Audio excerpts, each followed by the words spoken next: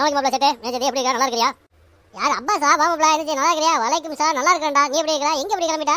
கையில பேக்கோட சலாம் சொன்னாக்க முதல்ல வலைக்கும் சலாம் பதில் சொல்லி விட்டுல, அப்புறம் எல்லாம் கேள்வி கேட்பா. நீ என்ன எல்லாம் கேள்வி கேட்டு கடைசியா வந்து அலைக்கும் சலாங்கற? அட உன்னை பார்த்த சந்தோஷத்துல சலாத்துக்கு பதில் சொல்ல மறந்துட்ட மாப்பிள.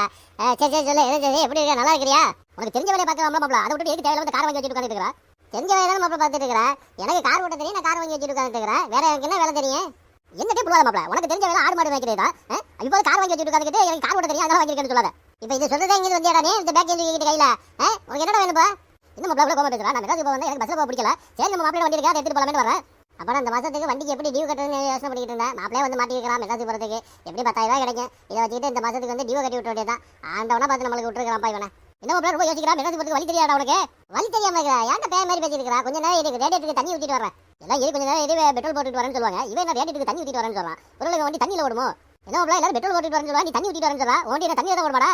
இப்படி கேனத்தனமா பேசிட்டு இருக்காத சொல்லிவிட்டேன். பழக்க வழக்கம்லாம் பார்க்க மாட்டேன். மண்டை சூடாவுனாக்கா பல்ல கழட்டி விடுவேன். கோபப்படாம மாப்பிள உடனே விளாட்றேன். அது போய் இப்போ மெட்ராஸ் போகணுமே இ-பாஸ் எடுக்கணுமே. இ-பாஸ் எடுத்துருவில்ல?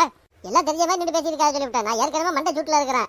சவாரி இல்லை ஒன்றும் இல்லைன்ட்டு இந்த மாதம் டியூ வேற கட்டணும். நான் என்ன பண்ணுறது தெரியாமல் நிற்கிறேன். நீ வேற ஒன்று கல்தப்பள்ளி பண்ணி நிற்கிறா. எவன்டா சொன்னது உனக்கு இ-பாஸ் எடுக்கணுன்ட்டு? ஊட்டிலடா இ-பாஸ், மெட்ராஸுக்கெல்லாம் இ-பாஸ் எல்லாம் கிடையாது. இந்த மாதிரி மாப்பிள பழக்க வழக்கம் வேற, கஸ்டமர் வேற. நான் கஸ்டமராக வந்திருக்கிறேன். மெட்ராஸ் வரையும் போகணும். ஒன்று கிடக்க ஒன்று ஆகி வரக்கூடாது எனக்கு. அதனால கேட்குறேன். நீ கொரோனா ஊசி போட்டியா? அதெல்லாம் 4 ஊசி போட்டுருக்கிறேன். இப்போ கொரோனா இல்லை ஒன்றும் இல்லையா? இப்போ எதுக்கு நீ அதெல்லாம் கேட்டு நிற்கிறா? அப்படியெல்லாம் நம்ப முடியாது. எங்க நீ கொரோனா ஊசி போட்ட சீட்டை கட்டு பார்ப்போம். இந்தாடா கொரோனா ஊசி போட்ட சீட்டு இருக்கிறே பார்த்து தொலை. என்ன மாப்பிள சைனா ஊசி தானே போட்டுருக்கா? அமெரிக்கா ஊசி போடலையா? அது அமெரிக்கா போகும்போது போட்டுக்கலான்னு இருக்கிறேன். இப்போ நம்ம மெட்ராஸ் தானே போகிறோம். அதுக்கு இந்த சைனா ஊசி போதும். வண்டியில் ஏறு சீக்கிரம் போய் சேருவோம். கேட்க மறந்துட்டா. இப்போ நம்ம ஊர்லேருந்து மெட்ராஸுக்கு போகிறதுக்கு எவ்வளோ நேரம் ஆகும்? நார்மலாக போகணுன்னாக்கா 7 மணி நேரம் ஆகும். உனக்கு எது வேலை இருந்தால் சொல்லி வேமா ஓட்டிட்டு போய் ஒரு 5 மணி நேரத்தில் போய் சேர்த்துறேன். என்ன மாப்பிள 5 மணி நேரம்னு சொல்கிறா? ஏன் ஒரு 1/2 மணி நேரத்தில் போக முடியாதா?